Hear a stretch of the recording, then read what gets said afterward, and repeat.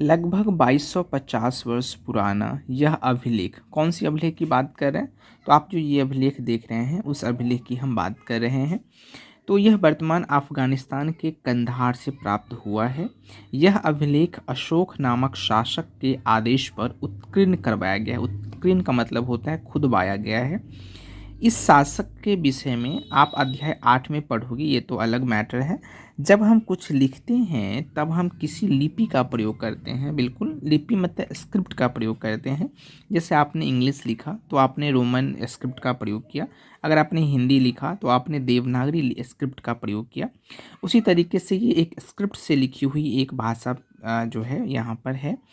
फिर क्या कह रहा है कि लिपियाँ अक्षरों अथवा संकेतों से बनी होती हैं। जब हम कुछ बोलते हैं अथवा पढ़ते हैं तब हम एक भाषा का प्रयोग करते हैं। यह अभिलेख इस क्षेत्र में प्रयुक्त होने वाली, जो उस क्षेत्र की बात करें, किस क्षेत्र की, तो अफ़गानिस्तान के कंधार क्षेत्र की बात कर रही है। तो वहाँ पर क्या है कि यूनानी तथा अरामीक नामक दो विभिन्न लिपियों के प्रयोग करके जो भाषा बनी हुई है उससे जो है सो ये लिपि स्क्रिप्ट जो है वो लिखी गई है। और ये कितनी पुरानी है? तो 2250 वर्ष पुराना है। यह अभिलेख किससे संबंधित है? तो सम्राट अशोक से संबंधित है। आप हमें कमेंट में ज़रूर बताएं कि ये जो सम्राट अशोक हैं ये किस वंश से संबंधित हैं।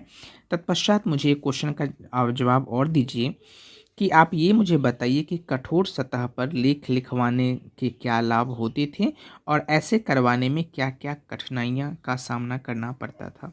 Thank you so much.